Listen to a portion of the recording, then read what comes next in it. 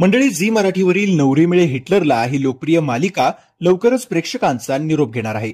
अपेक्षित टीआरपी मिळत नसल्यानं ही मालिका निरोप घेणार आहे असं कारण समोर आलंय. ही मालिका बंद होऊ नये म्हणून चाहत्यांनी सोशल मीडियावर जोरदार मागणी देखील केली होती. पण अखेर कलाकारांकडूनच मालिकेच्या निरोपाबद्दल शिक्कामोर्तब करण्यात आला आहे. आता तर कुठे मालिकेतील एजे व लीला यांची केमिस्ट्री प्रेक्षकांना आवडू लागली होती.